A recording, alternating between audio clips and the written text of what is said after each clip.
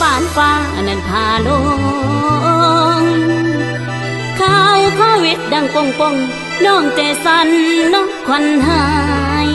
หัวง่ายหลายยามอยู่ไกลอยากสิกลับเมื่อหายฝากบังยายเน่เด้อเจ้าโควิดโซ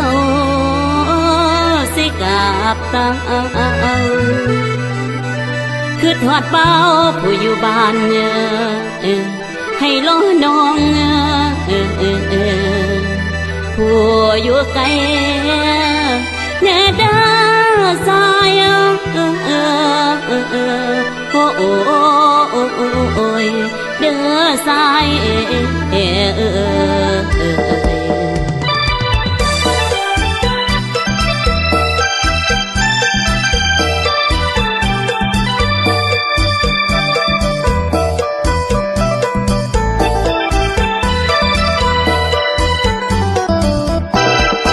สงกรานต์ปีนี้บ่มีผู้ใดเบิกบานน้องบ่ได้กลับบ้านสงกรานต์ปีนี้สุดเหงาเพราะโรคโควิดการติดทำลายหมู่เฮาน้องเองได้ยินแล้วเศร้าเบิ่งข่าวหลายคนจากไป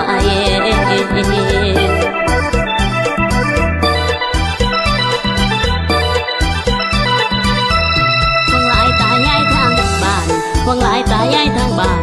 ฝากใจให้แฟนน้องใส่เบิ่งบ่เฮิงได้ขึ้นกลับต่อบ้านสงกรานต์นี่บ่ได้กลับน้องนั้นนั่งนับวันรอน้องนั้นนั่งนับวันรอมือได้ละหนอโควิดสิหายน้องเองก็คือทอดอายน้องเองก็คือทอดอายรอโควิดหายสิได้พอกันนั่งนับวันรอท่าก็ให้มียารักษาโรคแน่รัฐบาลเพิ่นกำลังใจแก้ให้เฮานั้นแม่นปลอดภัยจากวันน้องสิไปหา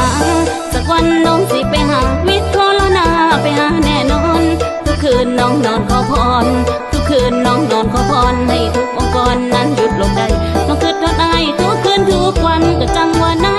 วันนี้โรคโควิดเป็นพิษไปทั่วกักกันตัวผู้ที่กลับต่อบ้านก็พรให้เพิ่นปลอดภัยถึงอยู่ไกลก็ยังเป็นห่วงทั้งหักทั้งห่วงก็คือ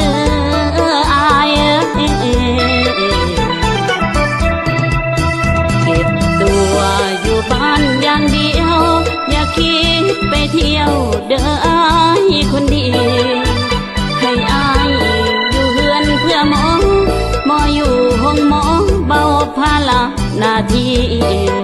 ไปเที่ยวหลายโลกไฟเกิดมีหากสุมแซวกะแสงลายเต็มทีอยู่บ้านละดีเจ้าหน้าที่บอกไว้